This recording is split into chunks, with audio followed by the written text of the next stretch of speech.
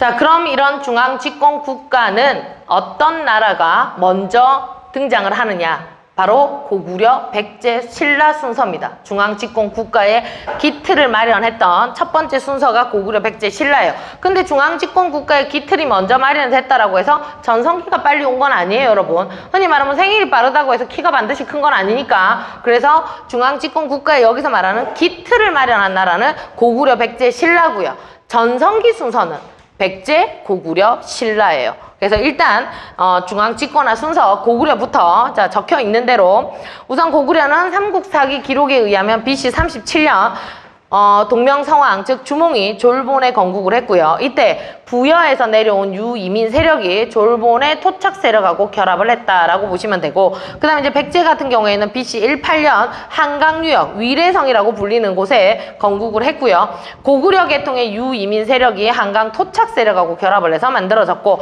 그 다음에 이제 신라는 BC 57년 진한이 아까 여러분 몇 개의 소국으로 이루어져 있다 그랬어요?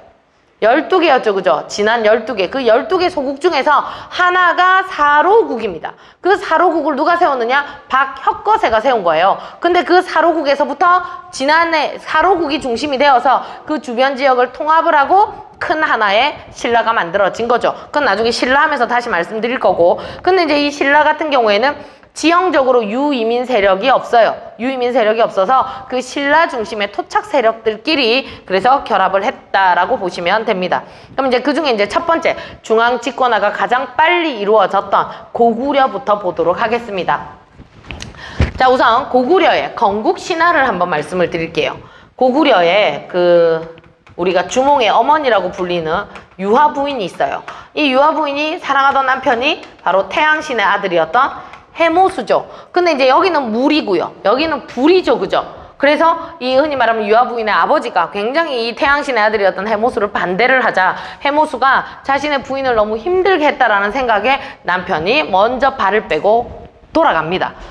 흔히 말하면 그거죠. 나 말고, 나처럼 부족한 남편 말고 더 좋은 남자 만나서 행복하게 살아라. 사랑하니까 내가 떠난다. 뭐 이런 거 있잖아요. 그래서 이제 유화 부인을 이제 떠납니다. 그래서 이 유화 부인이 혼자서 굉장히 강가에서 서글피 울고 있을 때 지나가던 부여의 왕이었던 금와 왕이죠. 이분은 부여왕입니다. 이 부여왕이 지나가다가 울고 있는 유화 부인을 보았고 유화 부인을 데리고 자신의 궁으로 데리고 가는 부여궁으로.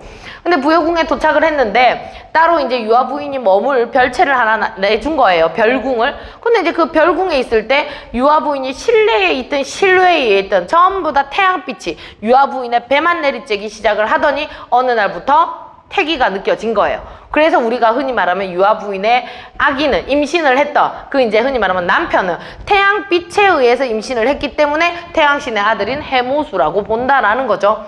나중에 이제 10달에 이제 채워놓고 난 뒤에 이제 유화 부인이 그 아이를 낳는 출산을 했는데 그 출산을 했을 때 뭘 낳습니까?